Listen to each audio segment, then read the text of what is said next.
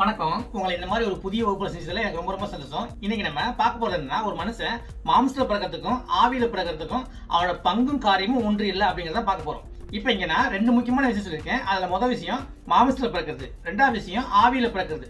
இப்போ இந்த ரெண்டை பத்தியும் ஒரு சுருக்கமான விளக்கத்தை இந்த தொடக்க அறிமுகத்துல பார்ப்போம். ஒரு மனுஷன்னா அவனுக்குள்ள மூன்று பகுதி இருக்கணும். ஒன்னு ஆவி, ரெண்டு ஆத்மா, மூணு சரீரம். இந்த மூன்று பேர் இருக்கணும். இந்த மூன்று இல்லைன்னா அவன் முழுமையா இல்லை. அப்ப ஒரு மனுஷன் முழுமையா இருக்கிறதுக்கு மூன்று பகுதி தேவைப்படுது: ஆவி, ஆத்மா, சரீரம். இப்ப ஆவின்னு என்னன்னா அது தேவனோட ஆவி, அதான் நம்ம பரிசுத்தாவின்னு சொல்றோம். அது தேவனோட ஆவி, அது பரிசுத்தமானது. ஆத்மானா அதுதான் நம்ம. இந்த உடம்பு நம்ம கிடையாது. இந்த உடம்புங்கிறது அது சரீரம். ஆனா அதுக்குள்ள நாம் சொல்லப்படுறது தான் அது ஆத்மா. சரிங்களா? நமக்கு ஒரு உருவம் கொடுக்கப்பட்டிருக்கு, அதுதான் உடம்பு, அதான் சரீரம்னு சொல்றோம். அந்த உடம்பு பாத்தீங்கன்னா மாமிசம் ஆனது. இந்த உடம்புல பெரும்பகுதி மாமிசம். எலும்பு இருக்கு, சதை இருக்கு, தோல் இருக்கு. சரிங்களா? ஆனா பெரும்பகுதி சதை.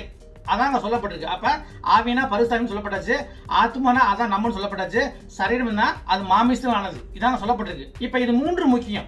இந்த மூன்று தான் ஒரு மனுஷன் நித்திய வாழ்வோடு இருக்க முடியும். இதுல மூன்று ஒன்று குறைஞ்சாலும் அவன் சாவுக்கு எதுவாகிறான். இந்த உலகத்துல நம்ம எல்லாரும் ஜென்ம பாத்துல பிறக்கும்போது நமக்குள்ள இருக்க ஆவி இறந்து போயிருக்கு.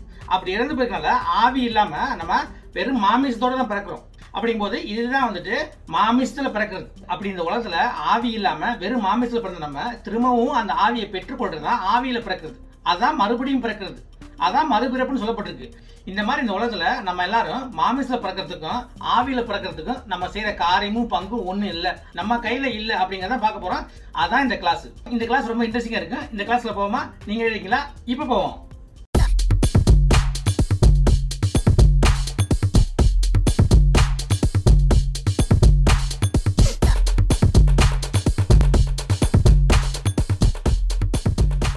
ஆல்ரைட், இந்த வகுப்பு எனக்கு 41வது வகுப்பு. இந்த அளவுக்கு ஆசிரியம் கொடுத்த தேவனுக்கு ஒரு நன்றியை சொல்லி இந்த வகுப்புல போவோம். இப்ப நம்ம எல்லாத்துக்கும் அடிப்படை ரொம்ப தெரிஞ்சுக்கணும். ஏன்னா பைபிள்ல ஏகப்பட்ட விஷயங்கள் அடிப்படையா கொடுக்கப்பட்டிருக்கு.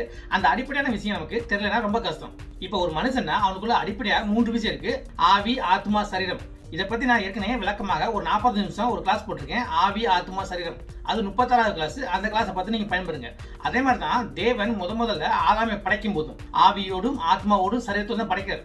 இதை நம்ம ஆதியாகமத்துல அதிகாரம் 1 வசனத்தோட பார்த்தோம். அப்ப நம்ம தேவன் ஆதாமை படைக்கும் போது நித்திய வாழ்வுக்கு உண்டான அனைத்து வசதிகளோடும் அனைத்து வாய்ப்புகளோடும் படைக்கிறார். ஏன்னா ஆவியோட சேர்த்து தான் படைக்கிறார். ஆனா ஆதாம் தேவனுக்கு உண்மை இல்லாம தேவனுக்கு எதிராக பாவம் பண்ணும் போது அவன் சாவுக்கு எதுவாரான். ஏன்னா பாவத்தின் சம்பளம் மரணம். இதான் பைபிள் சொல்லுது. அப்ப ஆதாம் நித்திய வாழ்வு இழந்து சாவுக்கு எதுவான போது உள்ள இருந்த ஆவி இறந்து போச்சு. அங்கேயே ஆதாம் ஆவியை இழந்து அவன் வெறும் மாமிசத்தோட மட்டும் தான் இருக்கான்.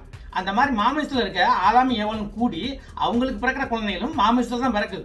அப்படி ஆதாமுக்கு ஏவாளுக்கும் வழி வழியா பிறந்த வாரிசு அனைவருக்குமே ஆவி இல்லாம வெறும் மாமிசத்துல தான் பிறக்கிறாங்க. இதான் அங்க சொல்லப்பட்டிருக்க விஷயம். இதான் இயற்கையான பிறப்பு நம்ம சொல்லியிருக்கோம். இதை பத்தி நீங்க தெளிவாகவும் விரிவாகவும் படிக்கணும்னு ஆசைப்பட்டா இந்த சேனல்ல 37வது வகுப்பாகிய ஆதாம் எப்படி தன் ஆவியை இழந்து போனா அப்படிங்கிறத விரிவாக போட்டிருக்கேன். அதை பார்த்து நீங்க பயன்பெறுங்க. இப்ப அடுத்த கிளாஸ் ஆகிய 38 கிளாஸ்ல இப்படி இயற்கையா பிறக்கிற பிறப்புல ஒரு வித்தியாசமான பிறப்புன்னு பாத்தீங்கன்னா யோவான் ஞானஸ்தானம். ஏன் யோவான் ஞானஸ்தானம் ஒரு வித்தியாசமான பிறப்புன்னு சொல்றேன்னா, அவர் ஒரு விதிவிலக்கு. ஏன்னா அவர் பிறக்கும் போது பரிசுத்தாவியால் நிரப்பப்பட்டு தான் பிறக்கிறார். அவரு முழுமையா தான் பிறக்கிறார். ஏன்னா அவரோட வந்த காரியமே வேற. அதே கிளாஸ்ல நான் தெய்வீக பிறப்பை பத்தி சொல்லியிருப்பேன். அந்த தெய்வீக பிறப்பு தான் இயேசு கிறிஸ்து. வேத வசனத்தின்படி இயேசு கிறிஸ்து எப்படி ஒரு ஆணின் துணை இல்லாம எப்படி பிறந்தாரு, அதான் சூப்பர் நேச்சுரல் பர்த் அப்படிங்கறதை தெளிவா சொல்லியிருந்தேன். இப்ப நீங்க அந்த கிளாஸ் நீங்க பாத்தீங்கன்னா நிறைய அடிப்படையான விஷயத்தை தெரிஞ்சுக்குவோம். நம்மளோட ரட்சகராகிய நம்மளோட மீட்பராகிய இயேசு கிறிஸ்து எப்படி இந்த உலகத்துல பிறந்தாரு அப்படிங்கறத நம்ம தெரிஞ்சுக்கணும். அந்த கிளாஸ்ல நான் ரொம்ப விரிவாகவும் விளக்கமாகவும் சொல்லியிருக்கேன். இதெல்லாம் ஆவி, ஆத்மா, சரீரம் அப்படிங்கிறதுக்கு ஒரு அடிப்படையான வகுப்பு. இந்த சேனல்ல அந்த வீடியோட தலைப்பு பார்த்தீங்கன்னா இயற்கையான பிறப்பு, தெய்வீக பிறப்பு அப்படிங்கிறது தலைப்பு. அது 38வது வகுப்பு. அதை பார்த்து நீங்க தெளிவா பயன்படுங்க. ஏன்னா அடிப்படை ரொம்ப முக்கியம். அடிப்படை இல்லாம தேவனோட விஷயத்துக்கு விளக்கம் சொல்றது ரொம்ப கஷ்டம். அதனால அடிப்படை மூலம் கத்துக்குங்க. அடிப்படை கத்துக்கிட்டீங்கன்னா அடுத்து தேவனோட வசனம் படிக்கும் போது உங்களுக்கு தெளிவா புரியும். சரிங்களா? இப்ப 41வது வகுப்பு இந்த வகுப்பு வருவோம். இந்த பூமியில எந்த ஒரு மனுஷனும் மாமிசத்துல பிறக்கிறதுக்கும் ஆவியில பிறக்கிறதுக்கும் அவனோட பங்கும் காரியம் எதுவும் இல்லை. மாமிசத்துல பிறக்கிறதுக்கும் ஆவியில பிறக்கிறதுக்கும் அவன் செய்யக்கூடிய காரியமும் பங்கும் எதுவும் இல்லை அப்படிங்கறத பார்க்க போறோம். இப்ப மாமிசத்துல பிறக்கிறதா என்ன அப்படிங்கறத கொஞ்சம் தெளிவா பார்த்துக்குவோம். இப்ப என்ன உதாரணம் எடுத்துக்குவோம். இந்த உலகத்துல இந்த உடம்போட நான் பிறக்கிறதுக்கு எனக்கு பங்கு இல்லை, என்னோட பங்கு இல்லை, என்னோட காரியம் இல்லை. ஏன் அப்படி சொல்றேன்னா, இப்ப எங்க அப்பாவும் எங்க அம்மாவும் கூடும் பொழுது எங்க அப்பாட்ட இருந்து விந்தும் எங்க அம்மாட்ட இருந்து இந்த முட்டையும் சேரும் பொழுது இந்த உடம்போட இந்த மாமிசத்தோட ஒரு ப்ளூ பிரிண்ட் அப்படின்னா ஒரு கட்டமைப்பு தான் ரெண்டு ஒன்னா சேருது. இந்த சரீரம் என்று சொல்லப்படுகிற இந்த உடம்புக்கு உண்டான கட்டமைப்பு தான் எங்க அப்பா கிட்ட இருந்து கிடைக்கப்பட்ட அந்த விந்துல இருந்தும் எங்க அம்மா கிட்ட இருந்து கிடைக்கப்பட்ட அந்த முட்டையும் சேரும் பொழுது அந்த கட்டமைப்பு கிடைக்குது, அந்த ப்ளூ பிரிண்ட் கிடைக்குது, அந்த லே அவுட் கிடைக்குது, அந்த திட்டம் கிடைக்குது. அந்த திட்டம் தான் இந்த உடம்பை உண்டாக்குது. ஆனா இது ரெண்டும் ஒன்னா சேரும் பொழுது அந்த இடத்துல ஆத்மா பிறக்க வைக்கிறது தேவன். எப்படி தேவன் ஆதாமை மண் எடுத்து உருவாக்குனார், தேவன் மண்ணை எடுத்து ஒரு உருவம் பண்ணாரு, அந்த உருவத்துக்கு தன் ஆவியை ஊதுனார். அந்த ஆவியை ஊதும் போதுதான் அந்த உருவம் உயிர் பெற்று எழுது. அதே மாதிரி தான் அந்த ஆவியை ஊதும் போதே அங்க ஆதாம் என்ற ஒரு ஆத்மா உருவாகுது. அதான் ஜீவாத்மான்னு சொல்லப்பட்ட விஷயம். இப்படித்தான் உருவாக்குறாரு.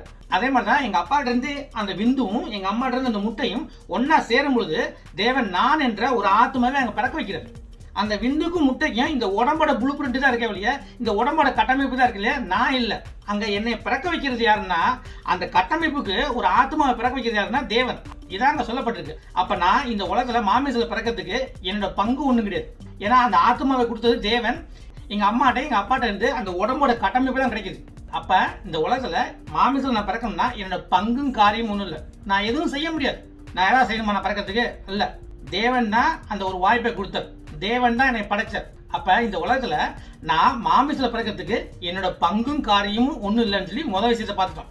இப்ப ரெண்டாவது விஷயம், இப்ப நான் வந்துட்டு ஆவியில பிறக்கணும். ஏன்னா மாமிசத்துல பிறக்கும் போது எனக்கு வந்துட்டு ஆவி இல்லை. இப்ப நான் ஆவியை பெற்றுக்கொள்ளணும். ஆவியை பெற்றுக்கொள்றதுதான் ஆவியில பிறக்கிறது. அப்ப அந்த ஆவியை பெற்றுக்கொள்றதுக்கும் என்னோட பங்கும் காரியம் ஒண்ணும் இல்லை. இதான் நான் சொல்ல வர்றேன். ஏன்னா நிறைய பேர் வந்துட்டு போதிக்கதான் வந்துட்டு ஆவியை பெற்றுக்கொள்ளும் தகுதியை நீ சம்பாதிக்க முடியும், அதை நீ வந்துட்டு அதுக்காண்டி நீ வேலை பண்ணி முறைமை பண்ணி புண்ணியம் பண்ணி அதை சம்பாதிச்சு நீ பெற்றுக்கொள்ள முடியுங்கிறாங்க. அது தவறு. தேவன் ஆவியை இலவசமா கொடுக்குறாரு. இலவசமா தான் கொடுக்குறாரு தேவன் ஆவியை. உனக்கு வந்துட்டு பாவ மன்னிப்பு இலவசம். தேவனோட ஆவியை கொடுக்குறது இலவசம். ஒன்னே ஒண்ணுதான் பண்ணணும், நீ தேவனை விசுவாசிக்கணும். நீ இயேசு கிறிஸ்து மேல விசுவாசம் வைத்தாலே, இயேசு கிறிஸ்துவை உன் பாவத்துக்கு மீட்பராகவும் ரட்சராகவும் ஏற்றுக்கொண்டாலே உனக்கு அது இலவசமா கிடைக்குது. ஏன்னா இந்த உலகத்துல நீ மாமிசத்துல பிறக்கிறதுக்கு நீ ஒன்றும் பண்ண முடியாது. ஒரு காரியம் இல்லை, ஒரு பங்கும் இல்லை. அதே மாதிரிதான் இந்த ஆவியில பிறக்கும் போது ஆவியை பெற்றுக்கொள்றது, ஆவியில பெற்றுக்கொள்றது தான் ஆவியில பிறக்கிறது. அது ரெண்டாவது. சரிங்களா? அது ரெண்டாவது நடக்கக்கூடிய விஷயத்துக்கும் உன்னோட காரியமும் பங்கும் ஒன்றும் இல்லை. ஏன்னா உன்கிட்ட கடவுள் கேட்கறது விசுவாசம் மட்டும்தான். இப்போ நம்ம இதைத்தான் பார்க்க போறோம். இந்த மாதிரி மாமிசத்துல பிறந்த நம்ம ஆவியில பிறக்கிறதுக்கு நம்ம செய்யக்கூடிய காரியமும் பங்கும் ஒண்ணு இல்லைன்னு பாக்குறதுக்கு எல்லாரும் யோவான் அதிகாரம் 3 வசனம் 1ல இருந்தே பார்ப்போம். யூதருக்குள்ளே அதிகாரியான நிக்கோதேமு என்னப்பட்ட பரிசேயன் ஒருவன் இருந்தான். இங்க ஒரு பரிசேயனை பத்தி சொல்லப்பட்ட விஷயம், அவன் யூதருக்குள்ள ஒரு அதிகாரியா இருந்தான். எருசலேமை தலைவராக கொண்ட யூதேய தேசத்துல நியாயம் விசாரிச்சு தீர்ப்பு சொல்லக்கூடிய சங்கமான அந்த சங்கத்துல ஒரு உறுப்பினர் இருந்தவர் தான் இந்த நிக்கோதேமு. அங்க ஒரு அதிகாரியா இருந்தவர். அது இல்லாம இந்த நிக்கோதேமு பரிசேயர், வேத போதகர்.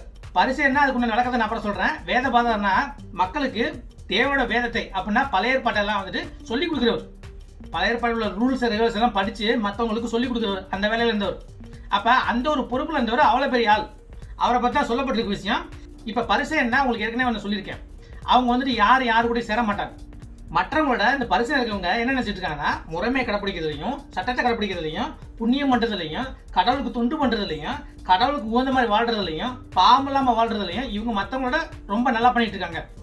அவங்களோட அவங்க பெட்ரு அப்படின்னு சொல்லி இவங்க அவங்களோட சேராமலே இருப்பாங்க. அங்க அடுத்த சைடு பாத்தீங்கன்னா ஆயக்காரன் சொல்லுவாங்க, அங்க வந்துட்டு பாத்தீங்கன்னா அவங்களோட சேர மாட்டாங்க.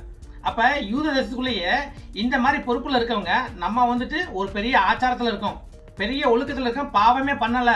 அங்க இருக்கவங்க எல்லாம் பாவம் பண்ணவங்க, அங்க இருக்கவங்க விபச்சாரம் பண்றவங்க, அங்க இருக்கவங்க பொய் சொல்றவங்க, புண்ணியத்தை சரியா செய்ய மாட்டாங்க அப்படின்னு சொல்லிட்டு சட்டத்தை சரியா கடைப்பிடிக்க மாட்டாங்க அப்படின்னு சொல்லிட்டு அவங்கள ஒதுக்கிடுவாங்க. அவங்க வீட்டுல போய் சாப்பிட மாட்டாங்க. அந்த மாதிரி அப்ப இயேசு வாழ்ந்த காலத்துல பரிசேயன் சொல்லப்பட்ட அவங்க தன்னை பாவி என்று ஒத்துக்கொள்ள மாட்டாங்க, தன்னை பாவி என்று உணரவே இல்லை. இதை பத்தி நீங்க விரிவாகவும் விளக்கமாகவும் படிக்க ஆசைப்பட்ட இந்த சேனல்ல 31ஆம் வகுப்பாகிய பரிசேயன் ஆயக்காரன்ற வகுப்பை பார்த்து நீங்க பயன்பெற்றுக் கொள்ளுங்க. இப்ப வேதபாரகரை பத்தியும் பரிசேயனை பத்தியும் ஒரு சின்னதா சாம்பிள் பார்த்துக்குவோம். எல்லாம் லூக்கா அதிகாரம் 5 வசனம் 30.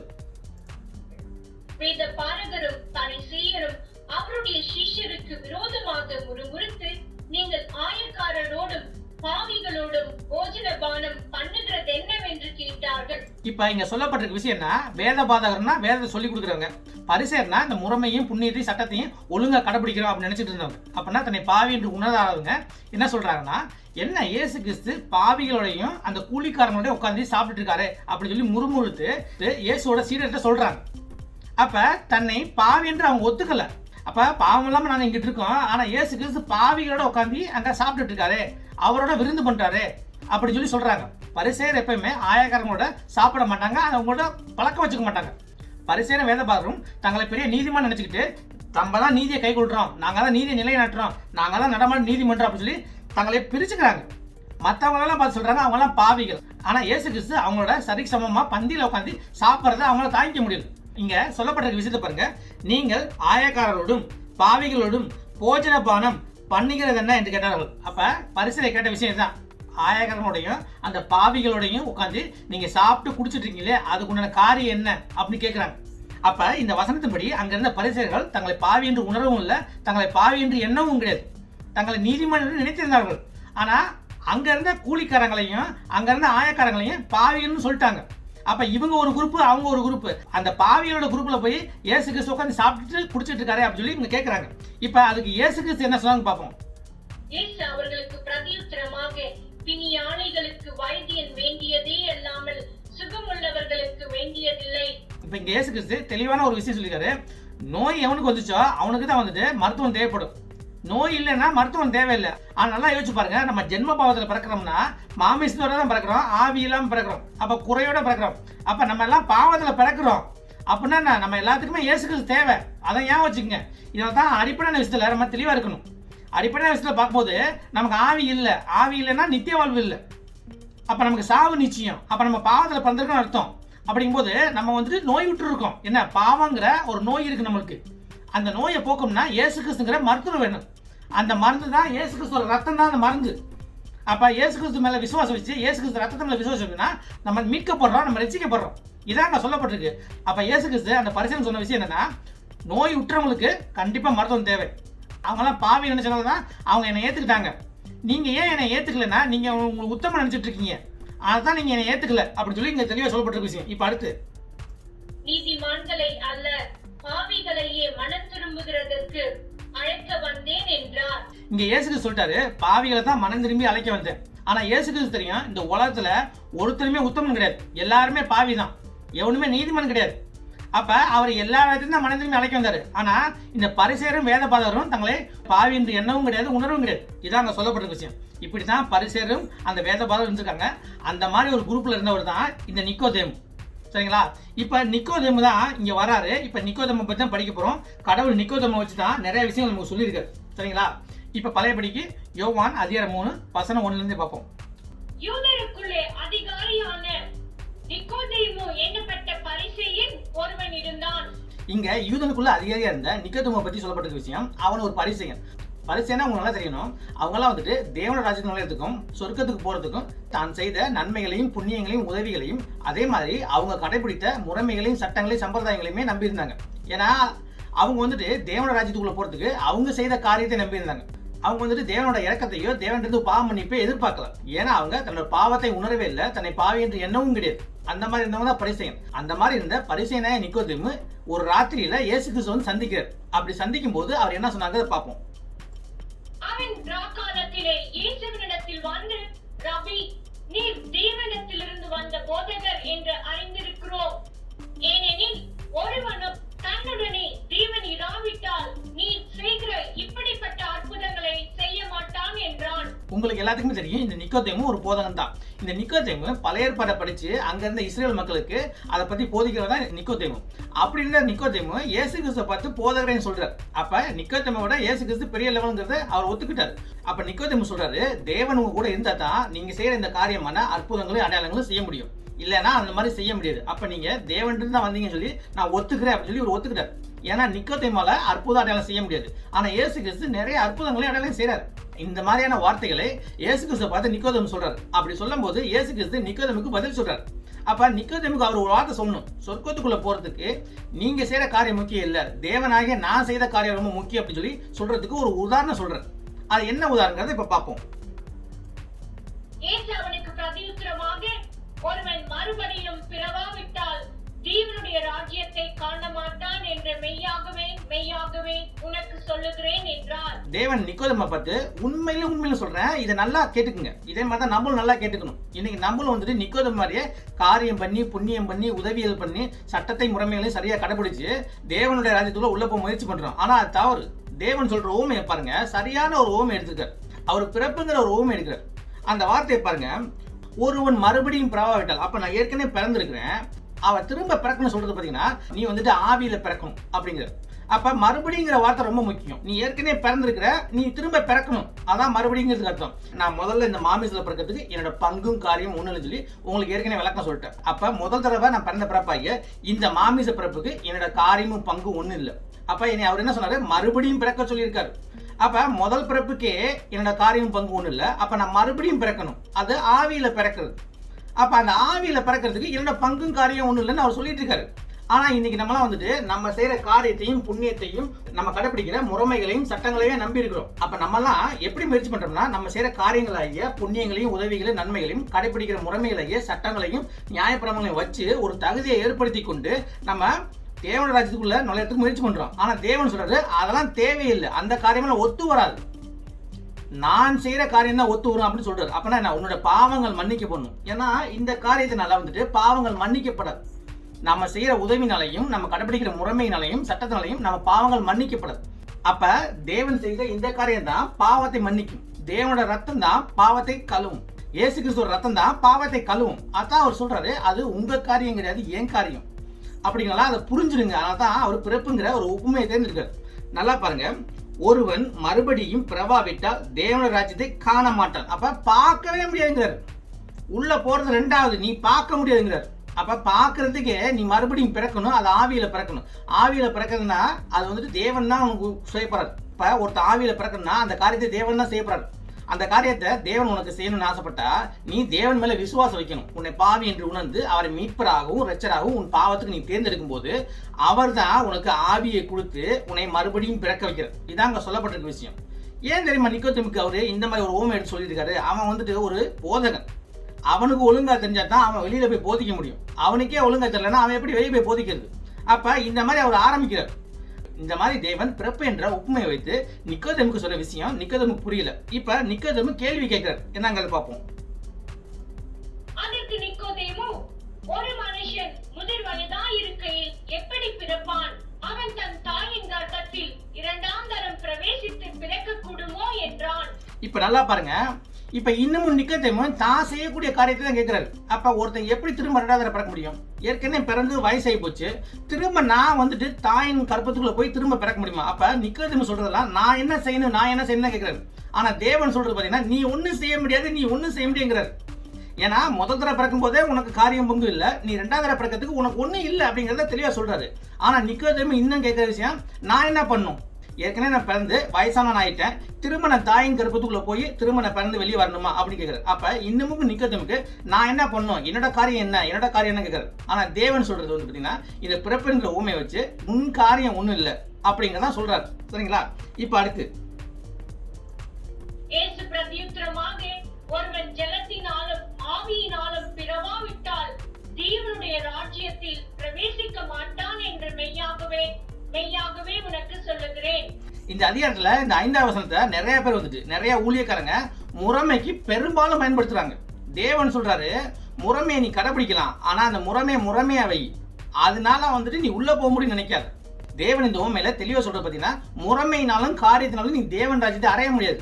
இந்த பிறப்பு என்கிற ஒப்புமை மூலமா தேவன் சொன்ன விஷயம் என்ன, நம்மளாம் ஒரு காரியத்தை பண்ணியோ ஒரு முறைமையை கடைபிடிச்சோ தேவன ராஜ்யத்துக்கு உள்ள போறதுக்கு உண்டான தகுதியை பெற்றுக்கொள்ள முடியாது அப்படிங்கறதுலாம் சொல்லிட்டு இருக்காரு. இந்த வசனத்துல ஜலத்தினாலும் ஆவினாலும் போட்டிருக்கு. அப்ப இந்த ஜலங்கிறத வந்துட்டு இவங்க தண்ணியில முக்கியம் இருக்கிற அந்த முறைமையான ஞானஸ்தானத்தை நினைச்சுக்கிறாங்க. அதை நினைச்சுக்கிட்டு இன்னைக்கு வந்து நிறைய ஊழியக்காரங்க எல்லா பேருமே முறைமையிலே கொண்டு போறாங்க. அந்த முறைமையை சொல்லி கொடுக்கும் போது அவங்க சொல்லணும், இது முறைமை மட்டும்தான், இதனால நீ மோட்சத்துக்கு போக முடியாது, ஆனா நீ தேவன் மேல விசுவாசம் வைக்கணும், நீ செய்யற காரியம் இல்ல, நீ கடைபிடிக்கிற முறைமை இல்ல, தேவன் மேல வைக்கிற விசுவாசம் தான் தேவனே உன் பாவத்துக்கு மீட்பரா இரட்சகராக ஏற்றுக்கொள்ற அந்த விசுவாசத்தின் மூலம் மட்டும்தான் நீ வந்துட்டு பரலோகம் போக முடியும் அப்படிங்கறத சொல்லி கொடுக்கணும். ஆனா இன்னைக்கு நிறைய பாஸ்டர்ஸ் நிறைய ஊழியக்காரங்க இதை செய்யறது கிடையாது. எல்லாரும் வந்துட்டு எல்லா பேர்த்தையுமே முறைமையை கடைபிடிச்சு இந்த முறைமையை செஞ்சா தான் போக முடியுங்கிறாங்க. ஆனா தேவன் சொல்றாரு, முறைமையை கடைபிடிச்சோ சட்டத்தை கடைபிடிச்சோ புண்ணியம் பண்ணியோ நம்ம பண்ற எந்த காரியமும் நம்மளை வந்துட்டு பரலோக ராஜ்யத்துக்குள்ள கொண்டு போக முடியாது, பார்க்கவும் முடியாதுங்கிறாரு. ஆனா இந்த வசனத்தை நிறைய பேர் தவறாக பயன்படுத்திக்கிட்டு இருக்காங்க. நல்லா பார்த்துக்குங்க. சரிங்களா? தேவன் இன்னும் கொஞ்சம் விளக்கமா சொல்றாரு, ஒருத்தன் ஜலத்தினாலும் ஆவியினாலும் பிறவாவிட்டால் தேவன ராஜ்யத்துல பிரவேசிக்க மாட்டாரு. அப்ப இதை சொன்னோன்னே நிக்கோதேமுக்கு புரிஞ்சிருக்கணும். ஏன்னா நிக்கோதேமு வந்துட்டு எதை படிச்சாருன்னா பழைய ஏற்பாடு. தேவன் இப்படி பேசிட்டு இருக்கும்போது புதிய ஏற்பாடுலாம் கிடையாது. நிக்கோதேமு வந்துட்டு பழைய ஏற்பாடை படிச்சு அதை போதிக்கிறது அவரோட வேலையா இருந்துச்சு. ஏன்னா நிக்கோதேமு போதகன் என்று 10வது வசனத்துல போட்டிருக்கு. இதே அதிகாரத்துல 10வது வசனத்துல போட்டிருக்கு நிக்கோதேமு ஒரு போதகர். அப்ப நிக்கோதேமு போதிக்கிறாருன்னா அவர் பழைய ஏற்பாடுல இருந்து படிச்சு தான் போதிக்கணும். பழைய ஏற்பாட்டுல இந்த விஷயத்தை பத்தி போட்டிருக்கு. அப்ப அந்த வசனம் எங்க போட்டிருக்குன்னா எசேக்கியேல் அதிகாரம் 36 வசனம் 24 எடுத்துங்க. இப்ப எசேக்கியேல் என்கிற தீர்க்கதரிசி இயேசு கிறிஸ்து பிறக்கிறதுக்கு 700 வருஷத்துக்கு முன்னாடியே பிறந்தவர். அப்ப 700 வருஷத்துக்கு முன்னாடியே இதை பத்தின விஷயம் ஏற்கனவே யூதனுக்கு சொல்லப்பட்டிருக்கு.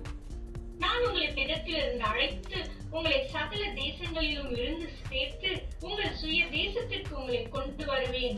இங்க எசேக்கியேல் தீர்க்கதரிசி மூலமா தேவன் என்ன சொல்றாருன்னா, நீங்க எல்லாம் உலகம் முழுவதும் சிதறடிக்கப்பட்டிருப்பீங்க, அங்க இருந்து உங்களை நான் ஒன்று கூட்டி ஒரு நாட்டுல சேர்ப்பேன். அது நடக்குது இப்ப. சரிங்களா? இப்ப அடுத்து அப்பொழுது நான் உங்கள் மேல் சுத்தமான ஜலம் தெளிப்பேன். இங்க சொல்லப்பட்டிருக்கு அப்பொழுது நான். இங்க நான்னா தேவன், நம்ம கிடையாது, மனுஷன் கிடையாது. அப்பொழுது நான் உங்கள் மேல் சுத்தமான ஜலம் தெளிப்பேன். அப்ப சுத்தமான தண்ணியை நான் தான் தெளிப்பேன்னா தேவன் தான் தெளிப்பாரு. சரிங்களா? இப்ப அடுத்து நான் உங்களுடைய எல்லா அசுத்தங்களையும் உங்களுடைய எல்லா நரகலான விக்கிரகங்களையும் நீக்கி உங்களை சுத்தமாக்குவேன். இப்ப தேவன் தான் சுத்தமாக்குவார். அப்ப தேவன் தான் சுத்தமான தண்ணி நம்ம மேல தெளிச்சு நம்ம மேல இருக்க அசுத்தெல்லாம் நீக்கிறார். அப்ப இங்க 2 இடத்துல நான் அவர் சொல்லியிருக்காரு. அப்ப ரெண்டுமே வந்துட்டு தேவனை தான் குறிக்கும். அப்ப நம்ம அதை எடுத்துக்க முடியாது. தண்ணியை தெளிச்சு நம்மளை சுத்தப்படுத்துறது தேவனோட வேலை, நம்மளோட வேலை கிடையாது. நம்ம நினைச்சிட்டு இருக்கோம் ஜலத்தினாலும் ஆவினாலும்னா, இங்க ஜலம் சொல்லப்பட்டா உடனே நினைச்சுக்கிறோம் ஞானஸ்தானம் கொடுக்கும்போது தண்ணியில முக்கி எழுந்திருக்காங்கல்ல அதை நினைச்சுக்கிறோம். அது ஆகாத காரியம். அது மனுஷன் கடைபிடிக்கிற முறைமை. கடவுள் சொல்றாரு நீ செய்யற காரியத்தினால நடக்காத காரியம். அதுக்கு தான் பிறப்பு என்கிற ஒரு ஒப்புமையை வச்சு ஒரு ஓமையை வச்சு சொல்றாரு. அப்ப தேவன் செய்யக்கூடிய காரியம், தேவன் தான் சுத்தமான தண்ணியை தெளிப்பார், நம்ம இல்ல. அதை நம்ம பண்ணா அது முறைமையாயிரும். ஆனா தேவன் தான் அவர் பண்ற காரியம். இது அவர் பண்ற காரியம். நம்ம பிறக்கும் போது ஆத்மாவை உண்டாக்குறது அவரு. அப்ப இது அவர் பண்ற காரியம். இப்ப நானே சொல்லியிருக்காரு அவரு. இப்ப நானே இங்க தெளிவா சொல்லப்பட்டிருக்கு. அவரு நான் சொன்னனால இதுல நமக்கு பங்கும் கிடையாது, நமக்கு காரியம் கிடையாது. உங்களுக்கு நவமான இருதயத்தை கொடுத்து உங்கள் உள்ளத்திலே புத்திதான ஆவியை கட்டளையிட்டு கல்லான இருதயத்தை உங்கள் மாம்சத்திலிருந்து எடுத்து போட்டு சதையான இருதயத்தை உங்களுக்கு கொடுத்து. உங்களுக்கு நவமான இருதயத்தை கொடுத்தனா உங்களுக்கு ஒரு சுத்தமான ஒரு பரிபூர்ணமான ஒரு இருதயத்தை கொடுத்து உங்கள் உள்ளத்திலே புதிய ஆவியை கட்டளையிட்டு. உங்கள் உள்ளத்திலே புதிய ஆவியை கட்டளையிட்டு. அப்ப ஆவியை கட்டளையிடுறது யாரு? அவரு. மனுஷன் கட்டளையிட முடியுமா? மனுஷன் கட்டளையிட முடியாது. அது தேவ ஆவி. தேவ ஆவியை தேவன் தான் கட்டளையிடணும். நம்ம முடியுமா? முடியாத காரியம். அப்ப ஆவியை கட்டளையிடுறது அவரு தான், நம்ம கிடையாது. நம்மளும் கிடையாது, நம்ம பாஸ்டரும் கிடையாது, ஊழியக்காரனும் கிடையாது. எவனுமே கட்டளையிட முடியாது. மனுஷன் தேவாவியை கட்டளையிட முடியாது. தேவன் தான் தேவாவியை கட்டளையிடணும், வேற யாராலும் முடியாது. அப்ப நம்மளை சுத்தப்படுத்தி தேவாவியை கட்டளையிட்டு நமக்கு சுத்தமான ஒரு இதயத்தை கொடுக்குறாரு, ஒரு நவமான இருதயத்தை கொடுக்குறாரு. அதாங்க சொல்லப்பட்டிருக்க விஷயம். கல்லான இருதயத்தை உங்கள் மாமிசத்திலிருந்து எடுத்து போட்டு சதையான இருதயத்தை உங்களுக்கு கொடுப்பேன். அப்ப ஏற்கனவே இருக்கிற அந்த கல்லான இருதயத்தை உங்களுக்கு எடுத்து போட்டு அவர் மாமிசமான ஒரு இருதயத்தை நமக்கு கொடுக்குறாரு. அப்ப உள்ள இருக்க இருதயம் நமக்கு வந்துட்டு பாவம் பண்ணி மறந்து போச்சு. உள்ள இருக்க இருதயம் பாவம் பண்ணி டேமேஜ் ஆயிடுச்சு. அந்த இருதயத்துக்குள்ள ஒரு குவாலிஃபிகேஷன் இல்லை, ஒரு தகுதியில் இல்லை. அவர் தான் அதை மாற்றி கொடுக்குறாரு நமக்கு. அப்ப இதெல்லாம் தேவனால் செய்யக்கூடிய காரியம். புரியுங்களா? எல்லாமே இது அவர் தான் பண்றாரு, நம்ம பண்ணல. இது அவர் பண்ணக்கூடிய காரியம். இப்ப அடுத்து உங்கள் உள்ளத்திலே என் ஆவியை வைத்து உங்களை என் கட்டளைகளில் நடக்கவும் என் நியாயங்களை அவைகளின் பணி செய்யவும் பண்ணுவேன். இங்க தெளிவா சொல்லப்பட்டிருக்கு உங்கள் உள்ளத்திலே என் ஆவியை வைத்து. அப்ப நம்மளோட உள்ளம்னா என்ன? நம்ம ஆத்மாவில அவரோட ஆவியை வைக்கிறாரு. அவரோட ஆவி என்ன ஆவி? பரிசுத்த ஆவி தான் அவரோட ஆவி. அப்ப யார் வைக்கிறாரு? அவர் தான் நமக்கு வைக்கிறாரு. அது மனுஷன் செய்யக்கூடிய காரியமா? இது அவர் பண்ணக்கூடிய காரியம். ஆவியை வைத்து உங்களை என் கட்டளைகளில் நடக்கவும். உங்களை என் கட்டளையில் நடக்கவும். அப்ப நம்ம எல்லாரும் அவரோட கட்டளை நடக்கவும் என் நியாயங்களை கை கொள்ளவும் அவைகளின்படி செய்யவும் பண்ணுவேன். அவரோட நியாயங்களை கை கொள்ளவும் அவைகளின்படி செய்யவும் அவர் தான் பண்ணுவார், நம்ம பண்ண முடியாது. அப்ப தேவன் செய்யக்கூடிய காரியம் இது, நம்ம செய்யக்கூடிய காரியம் கிடையாது. ஊழியக்காரன் செய்யக்கூடிய காரியம் கிடையாது. பாஸ்டர் செய்யக்கூடிய காரியமே கிடையாது. இதெல்லாம் தேவன் செய்யக்கூடிய காரியம். நம்ம நினைச்சுக்கிறோம் ஜலத்தினாலம்னா தண்ணியில முக்கி எந்திக்கிறது ஞானஸ்தானம் நினைச்சுக்கிறோம். அது கிடையாது. தேவன் தான் சுத்தமான தண்ணி தெளிச்சு அவர் தான் நம்மளைய கழுவுறாரு, சுத்தப்படுத்துறாரு. அதே மாதிரி தேவன் தான் நம்ம மனசுக்குள்ள நம்ம ஆத்மாக்குள்ள அந்த பரிசுத்தாவியை வைக்கிறாரு, தேவாவியை வைக்கிறாரு. அவர் தான் வைக்கிறாரு, மனுஷன் கொடுக்க முடியாது. அப்ப இதெல்லாம் தேவன் பண்ணக்கூடிய காரியம். தெளிவா சொல்லப்பட்டிருக்க விஷயம். இப்ப அடுத்து உங்கள் பிதாக்களுக்கு நான் கொடுத்த தேசத்திலே நீங்கள் குடியிருப்பீர்கள், நீங்கள் என் ஜனமாக இருப்பீர்கள். நான் உங்கள் தேவனாய் இருந்து சுத்தங்களை எல்லாம் நீக்கி உங்களை ரட்சித்து உங்களுக்கு மேல் பஞ்சத்தை கட்டளையிடாமல் கோதுமையை வரவழைத்து நீங்கள் இனிமேல் ஜாதிகளுக்குள்ளே பஞ்சத்தினால் உண்டாகும் நிந்தையை அடையாத படிக்கு விருட்சத்தின் கனிகளையும் வயலின் பலன்களையும் பெருக பண்ணுவேன். உங்கள் பிதாக்களுக்கு நான் கொடுத்த தேசத்தில் நீங்கள் குடியிருப்பீர்கள். இப்ப அதே மாதிரிதான் அவங்க குடியிருக்கிறாங்க. யாரு? இப்ப இஸ்ரவேலுங்கிற நாடு உருவாகி அந்த நாட்டுல இப்ப யூதன் குடியிருக்கிறான். இப்ப அடுத்து சொல்றாரு, நீங்கள் என் ஜனமாய் இருப்பீர்கள், நான் உங்களுக்கு தேவனாய் இருந்து உங்கள் அசுத்தங்களை எல்லாம் நீக்கி உங்களை ரட்சித்து. அப்ப கடவுள் தான் சொல்றாரு, நீங்க என் ஜனமா இருப்பீங்க, நான் தான் உங்களுக்கு தேவனா இருந்து உங்க அசுத்தங்களை நீக்கி உங்களை ரட்சித்து. அப்ப நம்ம அசுத்தங்களை நீக்கிறது, நம்மளை ரட்சிக்கிறது எல்லாம் தேவனோட வேலை. இது அவர் செய்யற காரியம், நம்ம செய்யற காரியம் கிடையாது. அப்ப நம்ம பண்ண புண்ணியம், நன்மைகள், உதவிகள், நம்ம கடைபிடிச்ச முறைமைகளாகிய சட்டம், சம்பிரதாயம், நியாயப்பிரமாணம் இதெல்லாம் வந்துட்டு நமக்கு உதவாது.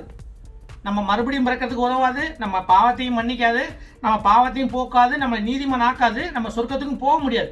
அப்ப நம்ம செய்யற காரியத்தை வச்சு இதெல்லாம் பண்ண முடியாது. உங்களுக்கு சுருக்கமா சொன்னா, மரத்தை வச்சவர் தான் தண்ணி ஊற்றணும். அப்ப தேவன் நம்மளை வந்துட்டு இந்த உலகத்துல பிறக்க வச்சாரு. அவர் தான் இந்த உலகத்தை நம்மளை மீட்டு பரவாயில்ல கொண்டு போக முடியும். அவரால் தான் முடியும். அது அவரோட கடமை, நம்ம கடமை கிடையாது. அதுக்கு அவரு ஏற்கனவே 2000 வருஷம் முன்னாடி வந்து பண்ணிட்டு போயிட்டாரு. நம்ம எல்லாத்துக்கும் மீட்பை ஏற்படுத்தி கொடுத்து போயிட்டாரு. நம்ம எல்லாத்தோட பாவத்தை சுமந்து தீர்த்து தண்டனை அனுபவிச்சு போயிட்டாரு. நம்ம அவர் மேல விசுவாசம் வச்சு அதை ஏற்றுக்கொள்ளணும். அவ்வளவுதான் அங்க சொல்லப்பட்டிருக்க விஷயம். அது யாருக்கும் தெரிய மாட்டேங்குது. நம்ம எல்லாம் வந்துட்டு நம்ம செய்யற காரியத்தை நம்பிட்டு இருக்கோம், நம்ம செய்யற புண்ணியத்தை நம்பிட்டு இருக்கோம், நம்ம கடைபிடிக்கிற முறைமையில நம்பிட்டு இருக்கோம். அவர் செய்த காரியத்தை நம்ம நம்புறது கிடையாது. அவர் சொல்லிட்டாரு, உனக்கு அதுல பங்கு இல்லைன்றாரு, நீ செய்யக்கூடிய காரியம் இல்லைன்றாரு. அப்ப நம்ம அவர் செய்த காரியத்தை நம்பி இருக்கணும், அவர் செய்த காரியத்து மேல விசுவாசம் வச்சிருக்கணும். இதை நம்ம போன கிளாஸ்லயும் பார்த்தோம். இப்ப இதே விஷயத்த பழைய ஏற்பாட்டுல எரேமியா தீர்க்கதரிசி மூலமா தேவன் என்ன சொல்லியிருக்காரு அப்படிங்கறத பார்ப்போம். எல்லாரும் எரேமியா அதிகாரம் 31 வசனம் 31. இதோ நாட்கள் வரும் என்று கர்த்தர் சொல்கிறார், அப்பொழுது இஸ்ரவேல் குடும்பத்தோடும் யூதா குடும்பத்தோடும் புது உடன்படிக்கை பண்ணுவேன். இப்ப தெளிவா சொல்லப்பட்டிருக்கு, நாட்கள் வரும்போது நான் இன்னொரு புதிய உடன்படிக்கை பண்ணுவேன்.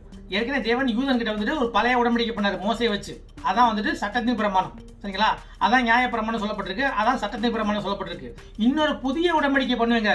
அங்க புதிய உடன்படிக்கை யாரு கூடனா, தாவீது வந்து இஸ்ரவேலுங்கிற ஒரு நாட்டை உருவாக்குனாரு. ஆனா தாவீதோட பேரப்பிள்ளைகள் காலத்துல அந்த இஸ்ரவேல் நாடு ரெண்டா உடைஞ்சு, மேல் பகுதி இஸ்ரேல்னு கீழ்பகுதி யூதான் உடைஞ்சு. இதை நான் ஏற்கனவே சொல்லியிருக்கேன். இப்ப ரெண்டா உடைஞ்சதை ஒன்னாக்குவேன்னு சொல்லிருக்காரு. அப்படி ஒன்னாக்கி ஒரு புதிய உடன்படிக்கை கொடுப்பேன்னு சொல்றாரு. அப்படி புதிய உடன்படிக்கை கொடுக்கும்போது தேவன் செய்யக்கூடிய காரியம் என்னன்னு பார்ப்போம். நான் அவர்கள் பிதாக்களை எகிப்து தேசம் அழைத்து வர கைப்பிடித்த நாளிலே அவர்களோட பண்ணின உடன்படிக்கையின் படி அல்ல, ஏனெனில் நான் அவர்களுக்கு நாயகராயிருந்தும் அந்த என் உடன்படிக்கையை அவர்கள் மீறி அவமாக்கி போட்டார்களே என்று கர்த்தர் சொல்கிறார். இப்ப இவர் சொன்ன விஷயம் என்னன்னா, அவங்க பிதாக்களை வந்து நான் எகிப்துல இருந்து கூட்டிட்டு இருந்தேன். ஏன்னா இவங்களோட முன்னோர்கள்லாம் வந்துட்டு எகிப்து அடிமையா இருந்தாங்க. அப்படி அடிமையா இருந்தவங்கள நான் கூட்டிட்டு இருந்தேன். அப்ப இருந்த உடன்படிக்கை இல்லை, நான் போட போறது புதிய உடன்படிக்கை. நான் அவங்க கூட இருந்தப்பயே அந்த உடன்படிக்கை அவங்க சரியா கடைபிடிக்கல. ஆனா இப்ப நான் ஒரு புதிய உடன்படிக்கை கொடுக்க போறேன் அப்படின்னு சொல்லி சொல்றாரு.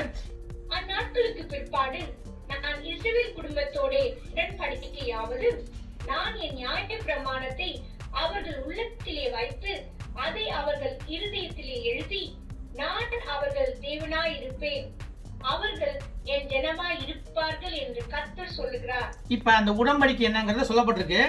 அந்நாட்களுக்கு பிற்பாடு நான் இஸ்ரவேல் குடும்பத்தோடு பண்ண போகிற உடன்படிக்கையாவது, நான் என் நியாய பிரமாணத்தை அவர்கள் உள்ளத்தில் வைத்து. அப்ப கடவுள் சொல்லிட்டாரு, கடவுளாகிய நான் என் நியாய பிரமாணத்தை அவர்கள் உள்ளத்தில் வைக்கிறார். அப்ப நம்மளோட உள்ளத்துல வைக்க போறாரு. அங்க சொல்லிட்டு அதை அவர்கள் இருதயத்தில் எழுதி. அப்ப அந்த நியாய பிரமாணத்தை அவங்களோட இருதயத்துல நான் தான் எழுத போறேன். நான் அவர்களுக்கு தேவனாய் இருப்பேன், தேவனாய நான் அவர்களுக்கு தேவனாய் இருப்பேன் சொல்லிட்டார். அவர்கள் என் ஜனமாய் இருப்பார்கள். அப்ப கடவுள் சொல்றாரு, அப்படி எழுதப்படும் போது அவர்கள் என் ஜனமாய் இருப்பார்கள். அப்ப செய்யக்கூடிய காரியம் எல்லாம் தேவன் தான் பண்றாரு. அப்ப நம்ம தேவனை ஏற்றுக்கொள்ளணும், அவ்வளவுதான். செய்யற காரியம்லாம் அவரோடது, நம்ம விசுவாசம் வைத்து ஏற்றுக்கொள்ளணும். அதாங்க சொல்லப்பட்டிருக்க விஷயம். கடைசி வரைக்கும் சொல்றாரு, நம்மளோட காரியம் ஒண்ணும் இல்லை, அது தேவன் செய்யற காரியம். தேவன் தான் நம்ம உள்ளத்துல நியாய பிரமாணத்தை வைக்க போறாரு. தேவன் தான் நம்ம எழுதுல எழுத போறாரு. நம்ம எழுத முடியாது, நம்ம வைக்க முடியாது. அப்ப அப்படி எழுதும் போது அவர் நமக்கு தேவனா இருப்பாரு, நம்ம அவரோட ஜனமா இருப்போம். இதாங்க சொல்லப்பட்டிருக்கு. அப்ப முழுவதும் அவரோட காரியம், நம்ம செய்யக்கூடிய காரியம் ஒண்ணும் கிடையாது. ஆனா இன்னைக்கு நம்ம எல்லாரும் வந்துட்டு அந்த நிக்கோதேமு மாதிரி நம்மளோட காரியத்தை நம்பிக்கிட்டு இருக்கிறோம், பரிசேய மாதிரி நம்மளோட காரியத்தை நம்பிக்கிட்டு இருக்கோம். ஆனா தேவன் சொல்றாரு, உன்னோட காரியமும் பங்கு ஒண்ணும் இல்லை, நீ மாமிசத்துல பிறக்கிறதுக்கும் நீ ஆவியில பிறக்கிறதுக்கும் நீ செய்யக்கூடிய காரியமோ பங்கு ஒண்ணுமே கிடையாது. உன்னால ஒண்ணுமே செய்ய முடியாது, அது உதவியா இருக்காது. அதால முடியாத காரியங்கிறார். என்னால தான் முடியும், அதை விசுவசிச்சா போதுங்கிறார். அப்ப இந்த பூமியில பிறக்கும்போது நம்ம அவர் மேல விசுவாசிச்சாலே, நம்மளுடைய பாவத்துக்கு அவரை ரட்சகரா மீட்பரை நம்ம ஏற்றுக்கொண்டாலே நமக்கு பரலோகம் நிச்சயம். இதான் அங்க சொல்லப்பட்ட விஷயம். இதுக்கு நம்ம பண்ணக்கூடிய கடைபிடிக்கக்கூடிய முறைமைகளும் காரியமும் புண்ணியமும் எதுவுமே கிடையாது. முழுக்க முழுக்க தேவனுக்கு தான் பங்கு இருக்க வழிய நமக்கு பங்கு இல்லை. அப்போ ஒரு மனுஷன் பூமியில பிறக்கிறதும் சரி, அவன் பூமியில பிறந்து பரலோகத்துக்கு போறதும் சரி, அது தேவனோட காரியம். மனுஷனுக்கு அதுல பங்கு இல்லை. நம்ம எல்லாம் அவர் மேல விசுவாசம் வச்சு அவரை ஏற்றுக்கொள்ளணும். இயேசு கிறிஸ்து மேல விசுவாசம் வச்சு அவர் மீட்பரா ரட்சகரா ஏற்றுக்கொள்ளணும். அதாங்க சொல்லப்பட்ட விஷயம். தேவன் இந்த விஷயத்தை பழைய ஏற்பாட்டிலே தெளிவா சொல்லியிருக்காரு. நிக்கோதேமுனால நம்ம பழைய ஏற்பாடை பார்த்தோம். ஏன்னா நிக்கோதேமுக்கு சொல்லணும்னா பழைய ஏற்பாடுல சொல்லியிருந்தா தான் நிக்கோதேமுக்கு ஏற்கனவே சொல்லப்பட்டிருக்கும் தெரியும். இப்ப பழைய ஏற்பாடுல எரேமியா தீர்க்கதரிசியா இருந்தாலும் சரி, எசேக்கியேல் தீர்க்கதரிசியா இருந்தாலும் சரி, யூதன் மேல தேவன் தான் சுத்தமான தண்ணி தெளிச்சு அவனோட அசுத்தமான நீக்கி அவன் இருதயத்தை சுத்தப்படுத்தி அவனுக்கு ஒரு நவமான இருதயத்தை கொடுத்து அந்த நவமான பரிபூர்ணமான சுத்தமான இருதயத்துல தன்னோட ஆவியை வைத்து அவனை புனிதப்படுத்துற. அந்த மாதிரி யூதர்களை சுத்தப்படுத்தி தேவனோட கட்டளையை அவங்களோட இருதயத்துல வைக்கும் போது அவங்க தேவனோட ஜனமா இருப்பாங்க. நான் உங்களுக்கு தேவனா இருப்பேன்னு சொல்லி தேவன் சொன்னதை நம்ம பார்த்தோம். இது யூதன் சொன்னது. தேவன் தான் எல்லாமே பண்றாரு. தண்ணி தெளிக்கிறது, சுத்தப்படுத்துறது, பரிசுத்தாவியை கொடுக்கறது, அதுக்கப்புறம் தேவனோட கட்டளை வைக்கிறது, இதெல்லாம் தேவன் பண்ற வேலை. அப்ப சொல்லியாச்சாங்க, யூதனை பொறுத்த வரைக்கும் அங்க தேவன் பண்ற வேலை தான், வேற யாரும் பண்ண முடியாது. அப்ப நிக்கோதேமு இதை படிச்சிருந்திருக்கணும், இதை தெரிஞ்சிருக்கணும். அதே நிக்கோதேமு தான் செய்த நன்மைகளையும் புண்ணியங்களையும் உதவிகளையும் தான் கடைபிடித்த சட்டத்தையும் சம்பிரதாயத்தையும் நம்பி இருந்தா காரியம் இல்லை. அந்த காரியங்களை நம்பி புண்ணியம் கிடையாது. இது தேவன் செய்யக்கூடிய காரியம், தேவன் தான் செய்யணும். இது பழைய ஏற்பாட்டில் சொல்லப்பட்டிருக்கு, அது யூதன் கூட்டுலாம். இப்ப பாத்தீங்கன்னா புதிய ஏற்பாடு எடுத்துக்குவோம், அது புறஜாதிக்கு சொல்லப்பட்டிருக்கு. நம்ம பழைய ஏற்பாடு எடுத்துக்கலாம், புதிய ஏற்பாடு எடுத்துக்கலாம். ஆனா இருந்தாலும் புதிய ஏற்பாடுல ஒரு வசனம் பார்ப்போம். அது நமக்கு சொல்லப்பட்ட வசனம். இது எங்க சொல்லப்பட்டிருக்குன்னா எபேசியர் அதிகாரம் 2 வசனம் 4. தேவனோ இரக்கத்தில் ஐஸ்வர்யமுள்ளவராய் நம்மில் அன்பு கூர்ந்த தம்முடைய மிகுந்த அன்பினாலே. தேவனோ இரக்கத்தில் ஐஸ்வர்யமுள்ளவராய் நம்மில் மிகுந்த அன்பு கூர்ந்து தம்முடைய மிகுந்த அன்பினாலே. அப்ப தேவன்கிட்ட அன்பு அதிகமா இருக்கு, கிருபை அதிகமா இருக்கு. ஐஸ்வர்யம்னா ரொம்ப எக்கச்சக்கம். தேவன் இருக்க அன்புக்கும் இரக்கத்துக்கும் அளவே இல்லை, அந்த அளவுக்கு இருக்கு.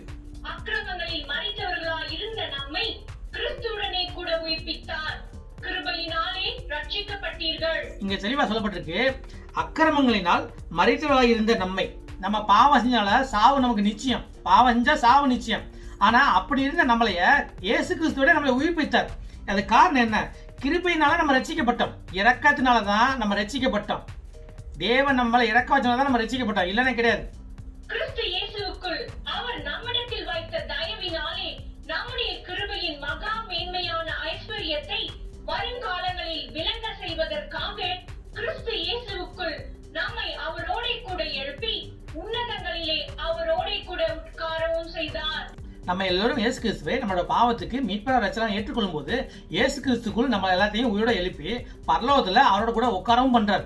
ஏன் அப்படி பண்றாருன்னா வருங்காலத்துல தேவனோட இரக்கமும் அவரோட கிருபையும் மென்மேலும் விளங்கணும், நமக்கெல்லாம் புரியணுங்கிறதுக்காண்டி அதை பண்றாரு. அது வருங்காலத்துல விளங்கும் அப்படின்னு சொல்லப்பட்டிருக்க விஷயம். இப்ப அடுத்து கிருபையினாலே விசுவாசத்தை கொண்டு ரட்சிக்கப்பட்டீர்கள். இங்க தெளிவா சொல்லப்பட்டிருக்கு, கிருபைனா இரக்கம். அப்ப இரக்கத்தினாலே விசுவாசத்தை கொண்டு ரட்சிக்கப்பட்டீர்கள். நம்ம ரட்சிக்கப்பட்டதெல்லாம் விசுவாசம் தான். நம்ம செஞ்ச காரியம் கிடையாது, நம்ம செஞ்ச புண்ணியம் கிடையாது, நம்ம செய்த நன்மைகள் கிடையாது, உதவிகள் கிடையாது, நம்ம கடைபிடித்த சட்டங்கள் கிடையாது, முறைமைகள் கிடையாது. இதாங்க சொல்லப்பட்டிருக்க விஷயம். அப்ப இங்க சொல்லப்பட்டிருக்கலாம் விசுவாசனாலதான் ரட்சிக்கப்பட்டிருக்கோம். எது மேல வைக்கிற விசுவாசம்? தேவன் மேல வைக்கிற விசுவாசம், தேவன் செய்த காரியத்து மேல வைக்கிற விசுவாசம். நம்ம செஞ்ச காரியம் கிடையாது, தேவன் செய்த காரியத்து மேல வச்ச விசுவாசம். அதான் இங்க சொல்லப்பட்டிருக்க விஷயம். அப்ப தெளிவா படிக்கிற பாருங்க, கிருபையினாலே விசுவாசத்தை கொண்டு ரட்சிக்கப்பட்டீர்கள். அப்ப நம்மளாம் ரட்சிக்கப்பட்டது காரணம் விசுவாசத்தை கொண்டுதான். அப்ப ரட்சிக்கப்பட்டா என்னாச்சு?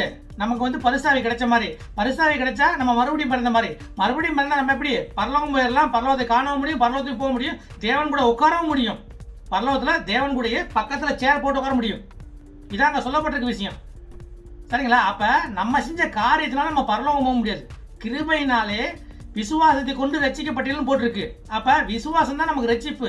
விசுவாசங்கிறது நம்ம செய்யற காரியம் கிடையாது. அப்ப ஆவியில பிறக்கிறதுக்கு நம்ம செய்யற காரியம் கிடையாது. நம்ம வைக்கிற விசுவாசம். காரியம் யார் செஞ்சா? இயேசு கிறிஸ்து பண்ண காரியம். அதாங்க சொல்லப்பட்டிருக்கு. அதான் எனக்கு தெளிவா போட்டிருக்கு. நான் இது நம்ம செஞ்ச காரியம். அதனால நம்ம செஞ்ச காரியத்தெல்லாம் தேவனுக்கு லஞ்சமா கொடுக்க முடியாது. தேவன் லஞ்சம் வாங்கிட்டு உன் பாவத்தை மன்னிக்க மாட்டார். நீ தப்பு செஞ்சா தண்டனை அனுபவிச்சு ஆகணும். நீ லஞ்சமா உன் புண்ணியத்தையும் நீ செய்த உதவிகளையும் நன்மைகளையும் நீ கடைபிடித்த முறைமைகளையும் சட்டத்தையும் காமிக்க முடியாது.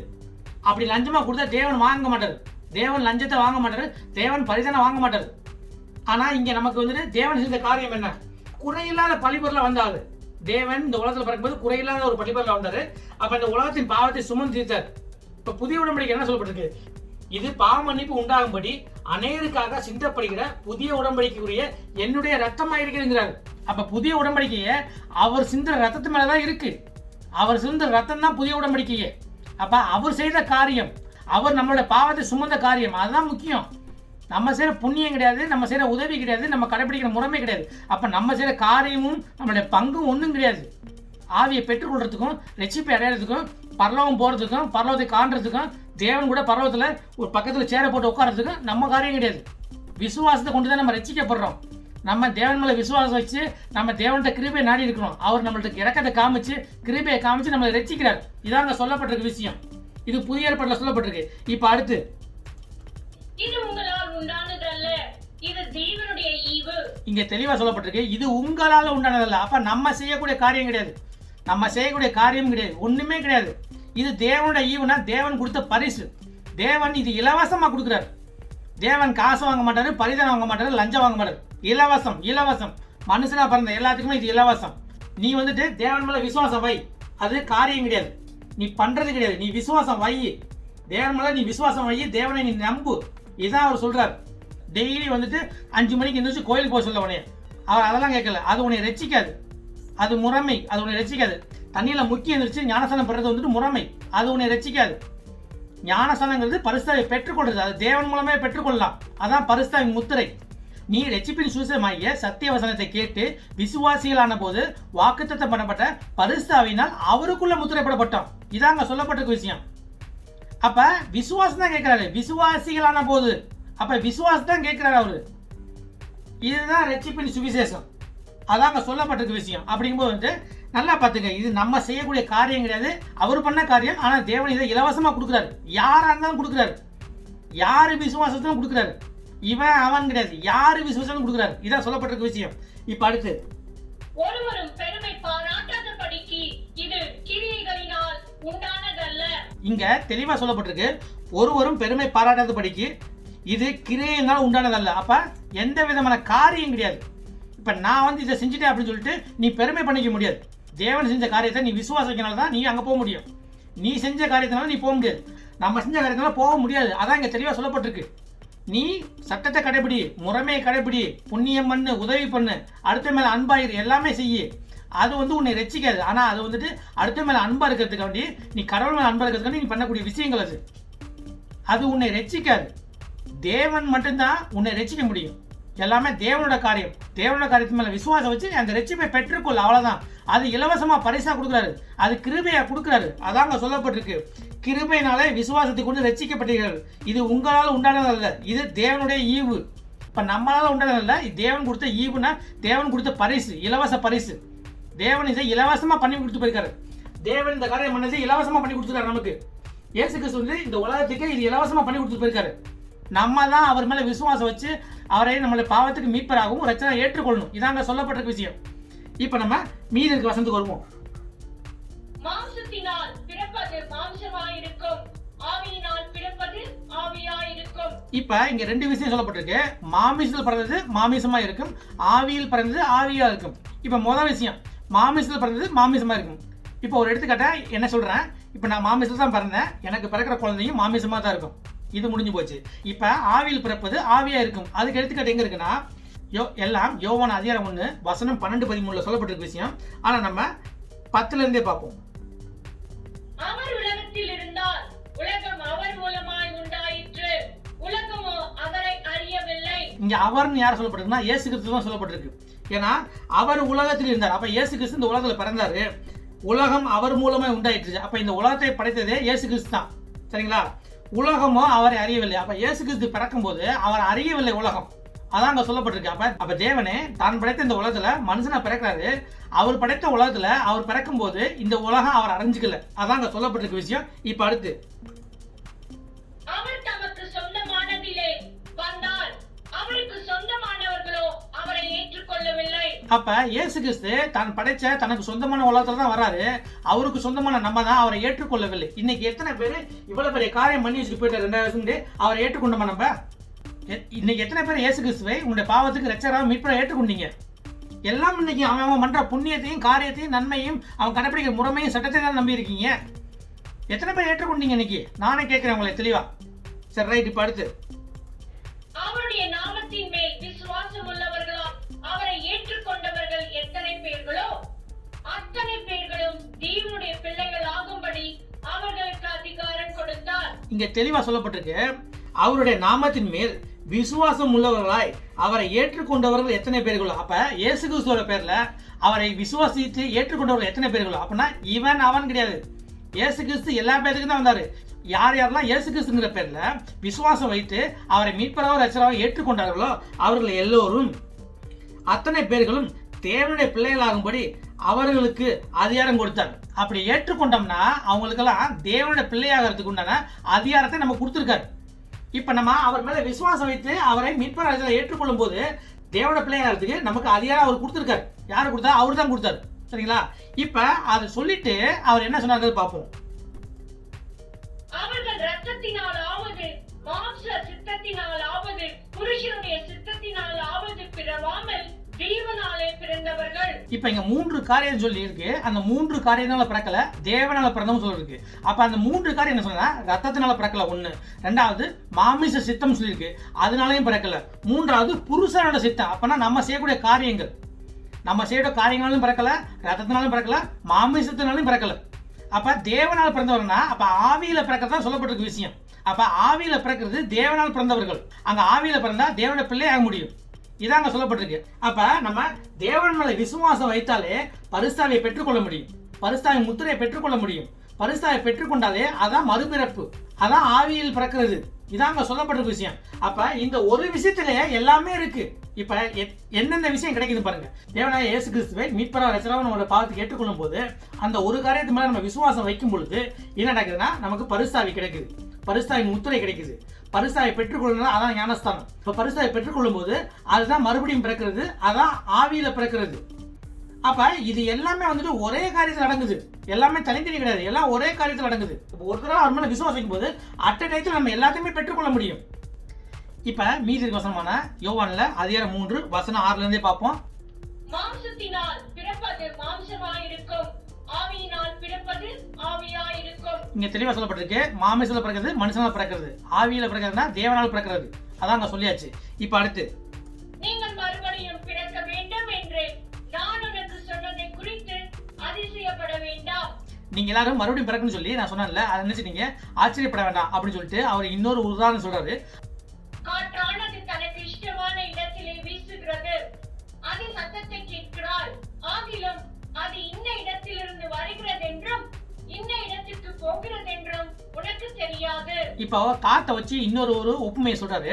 காத்து எங்க இருந்து வருது, எங்க இருந்து போகுது, எப்படி வீசுன்னு உனக்கு தெரியாது, அதை பார்க்கவும் முடியாது. அதே மாதிரிதான் நம்ம தேவனால் ரட்சிக்கப்படும் போது, ஆவியில பிறக்கப்படும் போது அது எப்படின்னு நமக்கு தெரியாது, ஆனா உணர முடியும் அப்படின்னு சொல்றாரு. நிக்கோதேமும் இவைகள் எப்படி ஆகும் என்றான். இயேசு அவனை நோக்கி, நீ இஸ்ரவேலில் போதகனாய் இருந்தும் இவைகளை அறியாமல் இருக்கிறாயா? இந்த மாதிரி சொன்னதுக்கு நிக்கோதேமு சொல்றாரு, இது எப்படி ஆகும்னு சொல்லி கேட்கிறாரு. அப்ப தேவன் சொல்றாரு, நீ இஸ்ரவேல்ல போதகனா இருந்தும் உனக்கு இது தெரியாதா?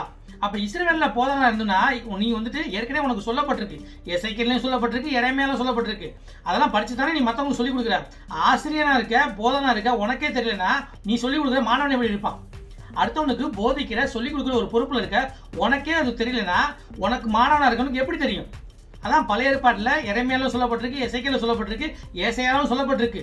நீ சொல்லி கொடுக்குற ஒரு ஆசிரியனாவும் போதனா இருந்தும் உனக்கு அது தெரியலையா? அப்ப நீ ஒழுங்கா படிக்கலையா அப்படின்னு கேட்கிறார். அப்ப பழைய ஏற்பாடை நீ ஒழுங்கா படிக்கலையா, ஆனா நீ போதனா இருக்கிறியே, இஸ்ரவேலுக்கு நீ எப்படி போதனா இருக்க அப்படின்னு கேட்கிறார்.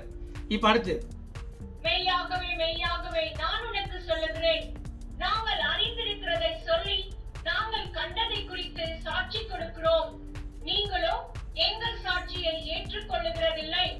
இப்ப இயேசுக்கு சொல்றாரு, நான் எதை பார்த்தனோ எதை அறிந்திருந்தனோ அதை குறித்து தான் நான் வந்து சாட்சி சொல்லிக்கிட்டு இருக்கேன், அதவே நீங்க நம்ப மாட்டேங்கிறீங்க அப்படின்னு சொல்லிட்டு இப்ப பாருங்க.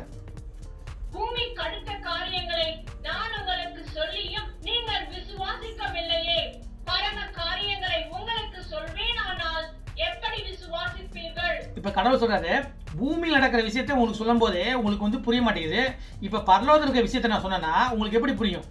அப்ப பூமியில் இருக்கிற விஷயம் உங்களுக்கு புரியல, பரலோகத்தில் இருக்கிற விஷயத்த நான் சொல்லும் போது உங்களுக்கு எப்படி புரியும் அப்படி கேட்கிறாரு. இப்ப அடுத்து, பரலோகத்தில் இருந்து இறங்கினவரும் பரலோகத்தில் இருக்கிறவருமான மனுஷகுமாரனே அல்லாமல் பரலோகத்துக்கு ஏறினவன் ஒருவனும் இல்லை. இங்க தெளிவா சொல்லியிருக்காரு, பரலோகத்துல இருந்து யார் வந்தாங்களோ அவங்க மூலமா தான் நீங்க எல்லாம் பரலோகத்துக்கு போக முடியும். அப்ப பரலோகத்துல இருந்து வந்தவர் இயேசு கிறிஸ்து ஒருத்தர் தான். அப்ப அவர் என்ன சொல்றாரு, என்னால மட்டும்தான் உங்களை கூட்டி போக முடியும், ஏன்னா நான் தான் அங்க இருந்து வந்தேன், என் மூலமா தான் நீங்க அங்க போக முடியும். அப்ப இயேசு கிறிஸ்துங்கிற பாலம் இல்லாம, இயேசு கிறிஸ்துங்கிற ரட்சகர் இல்லாம, இயேசு கிறிஸ்துங்கிற மீட்பர் இல்லாம நம்ம வந்து பரலோகத்துக்கு போக முடியாது. அது தெளிவா சொல்லியிருக்காரு. நல்லா பாருங்க, பரலோகத்தில் இருந்து இறங்கினவரும் பரலோகத்தில் இருக்கிறவருமான மனுஷகுமாரனே அல்லாமல் பரலோகத்துக்கு ஏறினவன் ஒருவனும் இல்லை. தெளிவா சொல்லப்பட்டாச்சு. அப்ப இயேசு கிறிஸ்து இல்லாம யாரும் பரலோகம் போக முடியாது, அதான் சொல்லப்பட்டிருக்கு. அப்ப இந்த காரியத்து மேல நம்ம விசுவாசம் வைக்கிறது ரொம்ப முக்கியம். நம்மளோட காரியத்தை நம்ம விசுவாசிக்க கூடாது, நம்மளோட காரியத்தை நம்ம நம்ப கூடாது. நம்ம காரியம் பண்ணணும், இந்த காரியம்லாம் பண்ணணும், அதை நம்ப கூடாது, அதை விசுவாசிக்க கூடாது பரலோகம் போறதுக்கு. இதெல்லாம் அன்பா இருக்கிறதுக்கு பண்ணக்கூடிய விஷயங்கள். சரிங்களா? இப்ப அடுத்து, சர்ப்பமானது மோசேயினால் வனாந்திரத்திலே உயர்த்தப்பட்டது போல மனுஷகுமாரனும் தன்னை விசுவாசிக்கிறவன் எவனோ அவன் கெட்டு போகாமல் நித்திய ஜீவனை அடையும்படிக்கு உயர்த்தப்பட வேண்டும். இங்க சொல்லிட்டாரு, சர்ப்பமானது மோசையினால் வனாந்தரத்தில் உயர்த்தப்பட்டது போல மனுஷகுமாரனும் உயர்த்தப்பட வேண்டும். இந்த வசனத்துல மோசை பத்தி சொல்லப்பட்டிருக்கு. மோசையோட காலகட்டம் பார்த்தீங்கன்னா இயேசு பிறக்கிறதுக்கு 1500 வருஷத்துக்கு முன்னாடி பிறந்தவர். அப்ப அந்த காலகட்டத்துல கர்த்தராகிய தேவன் மோசையை பயன்படுத்தி இஸ்ரேல் மக்களை எகிப்திலிருந்து மீட்டு அவங்களுக்கு வாக்குத்தத்தம் பண்ணப்பட்ட அந்த நாட்டுக்கு அவங்களை கூட்டிட்டு போறாரு. அப்படி கூட்டிட்டு போகும்போது அந்த இஸ்ரேல் மக்களுக்கு கடவுள் பகல்ல வந்துட்டு மேக தம்பமாகவும் இருட்டுல வந்துட்டு நெருப்பு தூணாவும் இருக்காரு. அது இல்லாம தேவ தூதர்கள் முன்னாடியும் பின்னாடியும் நடந்து போறாங்க. கடவுள் டெய்லி அவங்களுக்கு சாப்பாடு கொடுக்கறதுக்காண்டி வானத்துல இருந்து தேவர்கள் உணவாகி அந்த மன்னாவை கொடுக்குறாரு. அந்த அற்புத அடையாளங்களையும் பார்த்திருந்தும் அந்த இஸ்ரேல் மக்களுக்கு விசுவாசம் இல்லாதனால கடவுள் அவங்களுக்கு வாக்குத்தத்தம் பண்ணப்பட்ட அந்த நாட்டுக்கு கூட்டிட்டு போறதுக்கு கொஞ்சம் தாமதப்படுத்துறாரு. அப்படி தாமதப்படுத்தும் போது அங்க இருந்த யூத மக்கள் முறுமுறுக்கிறாங்க. அப்படி முறுக்கும் போது தேவன் கோபம் கொண்டு விஷ பாம்புகள் அனுப்பி இஸ்ரேல் மக்களை கடிக்க வைக்கிறார். பாம்புகள் கடிக்கும் போது அந்த கடிப்பட்டவங்க எல்லாம் செத்து போறாங்க. அப்படி சாகும்போது மக்கள்லாம் மோசைட்டு போய் முறையிடுறாங்க தேவன்கிட்ட, அவங்களுக்காண்டி வேண்ட சொல்றாங்க. அப்ப மோசை வந்துட்டு தேவன்கிட்ட வேண்டும் போது தேவன் சொல்றாரு, வெங்காயத்துல பாம்பு உருவம் பண்ணி அந்த பாம்பு உருவத்தை ஒரு மேடை மேல வைக்க சொல்றாரு. எவனுக்கு பாம்பு கடிச்சோ அந்த பாம்பு உருவத்தை அந்த பாம்பு சிலையை பார்த்தானா அவன் வந்து ரட்சிக்கப்படுவான், அவன் மீட்கப்படுவான், சாக மாட்டான் அப்படின்னு சொல்லுவாரு. அதே மாதிரி நடக்கும். இதுதான் அங்க சொல்லப்பட்டிருக்க விஷயம். சர்ப்பமானது மோசையினால் வனாந்தரத்தில் உயர்த்தப்பட்டது போல மனுஷகுமாரனும் தன்னை விசுவாசிக்கிறன் எவனோ அவன் கெட்டு போகாமல் நித்திய ஜீவன் அடையும்படிக்கு உயர்த்தப்பட வேண்டும். அப்ப அங்க எப்படி வந்துட்டு ஒரு உயரத்துல அந்த பாம்பை வச்சாங்களோ அதே மாதிரிதான் மனுஷகுமாரனாகிய இயேசு கிறிஸ்து நானும் உயர்த்தப்பட வேண்டும். அப்படின்னா நானும் சிலுவையில் அறையப்பட வேண்டும், நானும் உயரத்துல சிலுவையில் அறையப்பட வேண்டும் சொல்றாரு. அந்த சமயத்தில் எப்படி அந்த உயரத்தில் வைக்கப்பட்ட அந்த பாம்போட சிலையை பார்த்து பாம்பு கடிப்பட்டவங்க எல்லாம் சாவாம இருந்தாங்களோ பிழைத்தாங்களோ அதே மாதிரிதான் நானும் சிலுவையில் அறையப்பட்டு உயர்த்தப்படும் போது அதை யாரெல்லாம் விசுவாசிக்கிறாங்களோ அவங்க எல்லாம் நித்திய ஜீவன் அடையணும் அப்படின்னு சொல்லி சொல்றாரு. இந்த விஷயம் எங்க போட்டிருக்குன்னா என்ன ஆகுமோ அதிகாரம் 21 சொல்லப்பட்டிருக்க விஷயம். அந்த பழைய ஏற்பாட்டில் சொன்ன விஷயத்தையும் இப்ப புதிய உடன்படிக்கையில் சொல்லப்படுற இந்த விஷயத்தையும் அவர் செய்யப்பட காரியத்தையும் அவர் ஒன்னா இணைச்சு அந்த ஒரு ஒற்றுமையை சொல்றாரு. அந்த ஒற்றுமையை சொல்லி அங்க எப்படி அவங்க அதை பார்த்து பிழைச்சாங்களோ இங்க நான் செஞ்ச காரியத்தை விசுவாசிக்கிற எல்லாருமே பிழைப்பாங்க. அப்ப அவர் கேட்கறது விசுவாசம் தான், நம்மள்ட்ட காரியத்தை கேட்கவே இல்லை, அவர் நம்மள்ட்ட கேட்கறது விசுவாசம் தான். விசுவாசம் வச்சா பிழைப்பீங்க. திரும்ப படிக்கிறேன். சர்ப்பமானது மோசையினால் வனாந்தரத்தில் உயர்த்தப்பட்டது போல மனுஷகுமாரன்னா இயேசு கிறிஸ்து, மனுஷகுமாரனும் அப்படின்னா இயேசு கிறிஸ்துவும் தன்னை விசுவாசிக்கிறன் எவனோ அவன் கெட்டு போகாமல் நித்திய ஜீவனை அடையும்படிக்கு உயர்த்தப்பட வேண்டும்னா சிலுவை மரத்துல ஏற்றி உயர்த்தப்பட்டு உயிரை கொடுக்கணும்.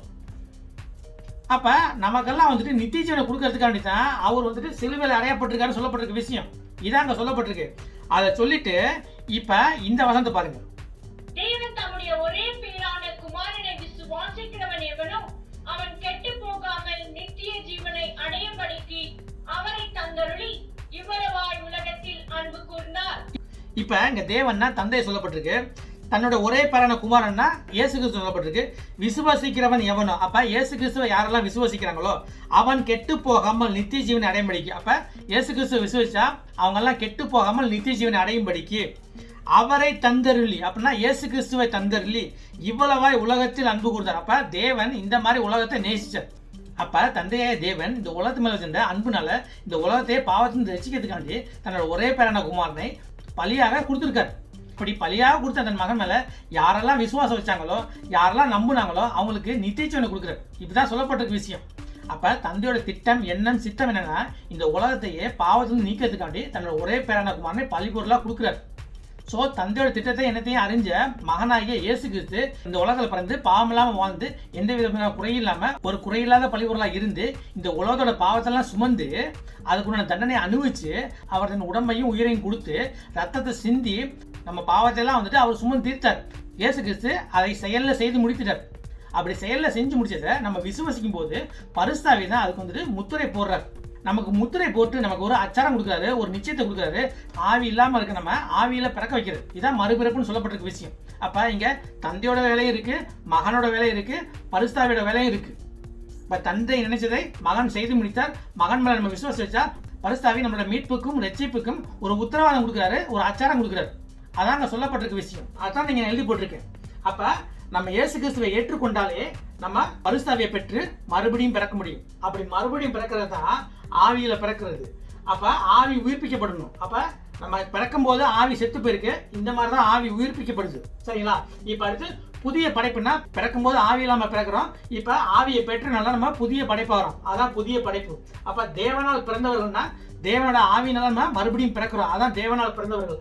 தேவன் பிள்ளைன்னா தேவனால் பிறந்தவர்கள் தேவன் பிள்ளைகள். அப்ப ஆவியில பிறந்தது ஆவியா இருக்கும். அதான் அங்க சொல்லப்பட்ட விஷயம். அதான் சுவிகார புத்திரன் சொல்றோம், தத்து பிள்ளைன்னு சொல்றோம். அப்ப தேவனுக்கு நம்ம பிள்ளை ஆயிட்டோம்னா தத்து பிள்ளை ஆகிறோம். ஏன்னா தேவனோட ரத்தத்தினால கழுவப்பட்டு நம்ம மீட்கப்பட்டு அவர் ரத்தனால் விலைக்கு வாங்கப்பட்டிருக்கோம். அதான் தத்து பிள்ளைன்னு சொல்லப்பட்டிருக்கு. இப்ப பரிசுத்தாவின் முத்திரை, தேவன் மேல விசுவாசம் வைத்தாலே பரிசுத்தாவி வந்துட்டு நம்மளோட ஆத்மாவை அவருக்குள்ள முத்திரை போடுது. அதான் பரிசுத்தாவின் முத்திரை. இதை நம்ம பார்த்தாச்சு. அடுத்து பரிசுத்தாவியை பெற்றுக்கொள்ளுது, அதுதான் ஞானஸ்தானம். அப்ப இயேசு கிறிஸ்து விசுவாசிச்சாலே இயேசு கிறிஸ்து மூலமா தான் பரிசுத்தாவி கிடைக்குது. நல்லா பாத்துக்கங்க, தந்தை தான் திட்டம் வச்சிருந்தாரு. அப்ப இயேசு கிறிஸ்து தந்தையோட பேர்ல வந்துட்டு அதை செய்து முடித்துறாரு. அப்ப நம்ம இயேசு கிறிஸ்து மேல விசுவாசம் வைக்கும் போது தந்தை என்ன பண்றாரு, இயேசு கிறிஸ்து மேல நம்ம விசுவாசத்தினால இயேசு கிறிஸ்து பேர்ல தான் இந்த பரிசுத்தாவி அனுப்புறாரு. அப்ப தந்தையோட பேர்ல தான் இயேசு கிறிஸ்து வந்தாரு, இயேசு கிறிஸ்துவோட பேர்ல தான் பரிசுத்தாவி வருது. அப்ப இயேசு கிறிஸ்துவை விசுவாசிச்சாலே பரிசுத்தாவி இயேசு கிறிஸ்து மூலமா நமக்கு கிடைக்குது. இதான் சொல்லப்பட்டிருக்க விஷயம். இதான் பரிசுத்தாவை பெற்றுக்கொள்றது. பரிசுத்தாவை பெற்றுக்கொள்றதா ஞானஸ்தானம். அப்ப பரிசுத்தாவை பெற்றுக்கொள்றதா ஞானஸ்தானம். தண்ணியில முக்கிய எந்திரிக்கிறது ஞானஸ்தானம் கிடையாது. தண்ணியில முக்கிய எந்திரிச்சதான் ஞானஸ்தானம் கிடைக்கிறது. அது முறைமை. முறைமையில ஒண்ணும் நடக்காது. இப்ப நம்ம இதுவரைக்கும் என்ன பார்த்துக்கோம்னா, இப்ப ஒரு மனுஷனுக்கு வந்துட்டு ஆவி ஆத்மா இது ரெண்டுமே ஒரே டைம்ல மீட்கப்படுது. ஏன்னா ஆத்மா மீட்கப்படணும்னா ஆவியால தான் மீட்கப்படணும். சரிங்களா? அது அப்படிங்கிறதுக்கு இப்ப 3 கிளாஸ் பார்த்துட்டோம். இப்ப மீதி இருக்கிறது பாத்தீங்கன்னா சரீரம் மட்டும்தான். இப்ப அடுத்த கிளாஸ் நம்ம என்ன பார்க்க போறோம்னா சரீரம். சரீரம்னா உடம்பு மறுரூபமாக்கப்படுது. உடம்பு எப்படி மீட்கப்படுது? மறுரூபமாக்கப்படணும். அது ரகசியம் விரும்பும் போது. அப்ப இந்த உடம்பு வந்துட்டு மறுரூபமாக்கப்படணும். இந்த உடம்பு குற்றம் குறையுமா இருக்கு. இந்த உடம்பு பாவத்துக்கு அடிமையா இருக்கு. இந்த உலக பிரமாணம் இருக்கு, இது மாமிச பிரமாணம் இருக்கு. இந்த உடம்போட நம்ம பரலோகம் போக முடியாது. அப்படிங்கிறனால வந்துட்டு இந்த உடம்பு வந்து மறுரூபமாக்கப்படணும். இந்த உடம்பு மறுரூபமாக்கப்படும் போது தான் இந்த உடம்போட அந்த குற்றம் குறையெல்லாம் நீங்கும். இந்த உடம்பு சுத்தப்படுத்தப்படும். அப்ப தேவன் தான் இந்த உடம்பையும் மறுரூபமாக்குறாரு. அதை நம்ம ஆக்க முடியாது. இப்ப இந்த சீரீஸ்ல நம்ம பார்த்துட்டு இருக்கிறது சமாதானத்தின் தேவன் தாமே உங்களை முற்றிலும் பரிசுத்தமாக்குவாராக. இப்ப மனுஷனுக்கு இருக்கிற 3 பகுதியில ஆவியும் ஆத்மாவையும் பார்த்தாச்சு. மீதி இருக்கிறது பாத்தீங்கன்னா சரீரம் மட்டும் தான். சரீரம் எப்படி சுத்தப்படுத்தப்படுதுன்னு சொல்லி அடுத்த கிளாஸ்ல பார்ப்போம். இப்ப நம்ம அடுத்த கிளாஸ்ல என்ன பார்க்க போறோம்னா இந்த மாமிசத்துல இருக்க சரீரம் எப்படி பரலோகத்துல வாழக்கூடிய அளவுக்கு புதுப்பிக்கப்படுது. 1. 2வது எப்படி மறுரூபாக்கப்படுது. அதே சமயத்துல இந்த மாதிரி புதுப்பிக்கப்பட்டு மறுரூபாக்கப்படும் போது அந்த ஒரு நிகழ்ச்சிக்கு பேரு ரகசிய வருகைன்னு சொல்லுவோம். அந்த ரகசிய வருகை பத்தி நம்ம பார்க்க போறோம். இதான் அடுத்த கிளாஸ். கூடி சீக்கிரம் நான் அடுத்த கிளாஸ்ல பாக்குறேன். இவ்வளவு தான் பொறுமையா இருக்கு. உங்களுக்கு நன்றி சொல்லிக்கிறேன். அதே போல இந்த அளவுக்கு ஆசிரியர் கொடுத்த தேவனுக்கு ஒரு நன்றியை சொல்லி இந்த வகுப்பை இதோட முடிச்சுக்குவோம். இந்த வீடியோ உங்களுக்கு பிடிச்சிருந்துச்சுன்னா இந்த வீடியோ நீங்கள் லைக் பண்ணி இந்த சேனலுக்கு நீங்கள் சப்ஸ்கிரைப் பண்ணுங்கள். அதே போல் தேவனோட வார்த்தையும் தேவன்கிட்ட எப்படி மீட்பை பெற்றுக்கொள்ளுங்கிற விஷயத்தையும் உங்கள் குடும்பத்தில் இருக்க ஒவ்வொருத்தவங்களுக்கும் உங்கள் நண்பர்கள் அனைவருக்கும் எடுத்து சொல்லுங்கள். உங்களை கூடி சீக்கிரம் தான் இன்னொரு கிளாஸ் பார்ப்போம். நன்றி.